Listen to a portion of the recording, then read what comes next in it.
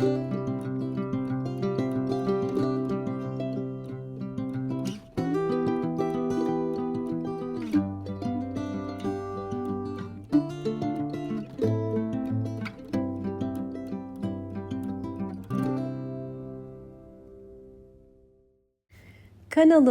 hoş geldiniz.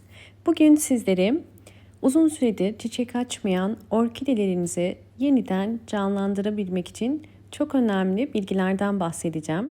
Eğer orkidelerinizde böceklenme ya da yaprak hastalıkları varsa özellikle bugün vereceğim tarifi mutlaka uygulamanız gerekiyor.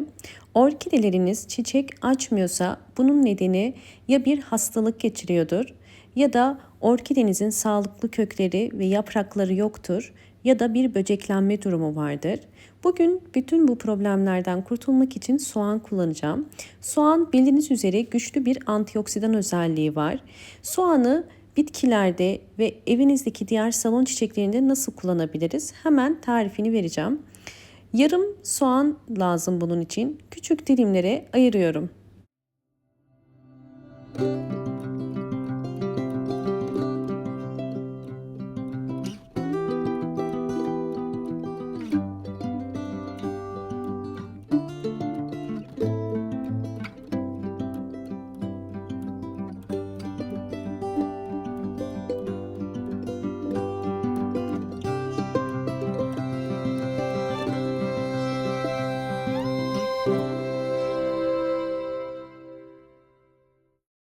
İnce dilimlere ayırdım soğanı boş bir tabağın içerisine koyuyorum.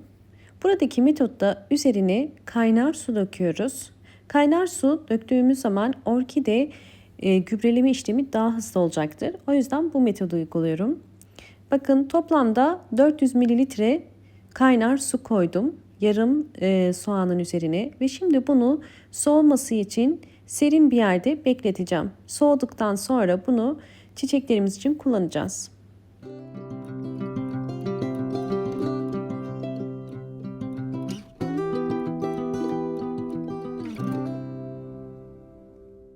Yeterince soğuyan soğan suyunu şimdi süzüyorum. İçerisindeki soğan parçalarını ayırıyoruz.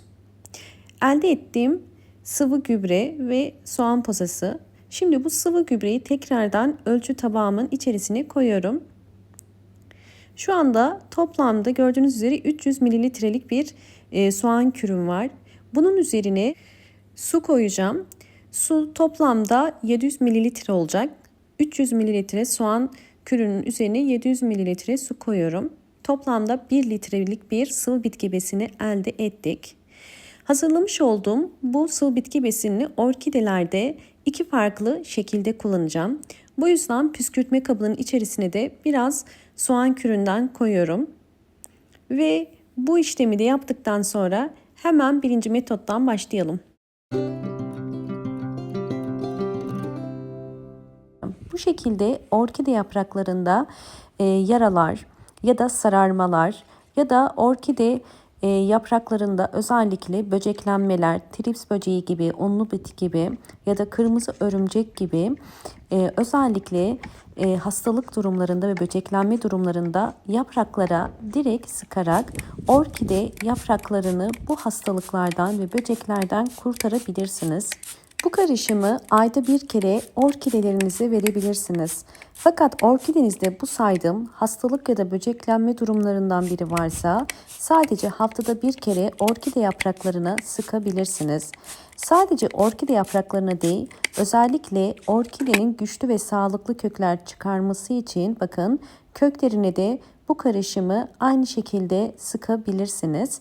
Kökler daha sağlıklı ve güçlü olacaktır. Bu karışımı sıktıktan sonra mutlaka bol hava alan bir yerde birkaç saat bekletmeniz gerekiyor. Silmiyoruz, kurutmaya bırakıyoruz. Sizlerle orkidelerimin gelişimini de paylaşacağım. Eğer videomu buraya kadar izlediyseniz ve beğendiyseniz hemen beğen tuşuna basıp kanalıma da abone değilseniz eğer bana destek olmak için abone olursanız çok mutlu olurum. Evet, sonuçlarla sizi baş başa bırakıyorum.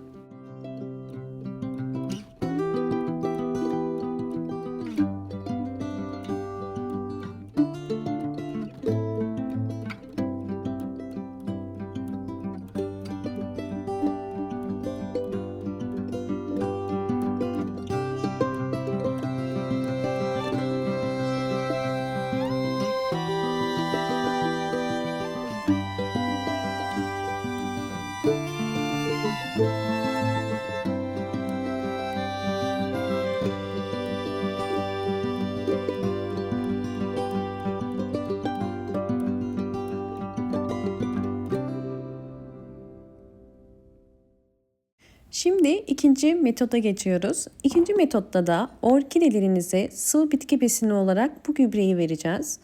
Bu metotta her bir saksı için 5 yemek kaşığı soğan kürü kullanıyoruz. Bu tarz sıvı bitki besinlerini kesinlikle çok fazla vermeyin. Çünkü bunlar su ihtiyacını değil, gübre yani vitamin ihtiyacını sağlıyor. Her bir saksıya bu şekilde 5 yemek kaşığı kadar veriyorum.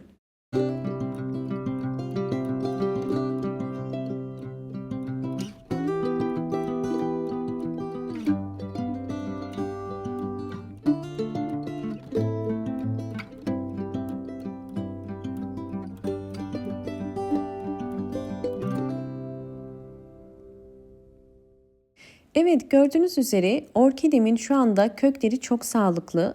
Bu orkidem yeni kökler çıkarıyor. Bakın bu gördüğünüz kökler yeni kökler. Bu da orkidenin bir gelişim içerisinde olduğunu yani sağlıklı olduğunu gösteriyor. Sağlıklı orkideler her zaman yeni çiçek dalları çıkarırlar. Eğer orkideleriniz çiçek dalı çıkarmıyorsa mutlaka kök ve yapraklarını dikkat edip bu tarz kürlerle böceklerden ve hastalıklardan dezenfekte etmeniz gerekiyor. Yine bakın bu orkidemde bol bol yeni kökler çıkarıyor.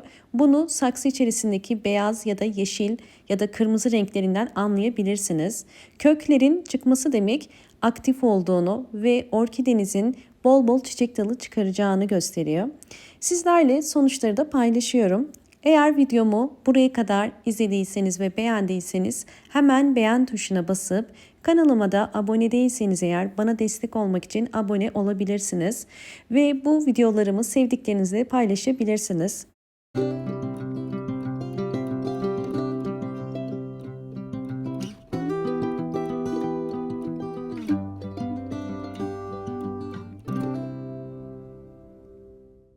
Evet, sizlerle orkidemin gelişimlerini de paylaşıyorum.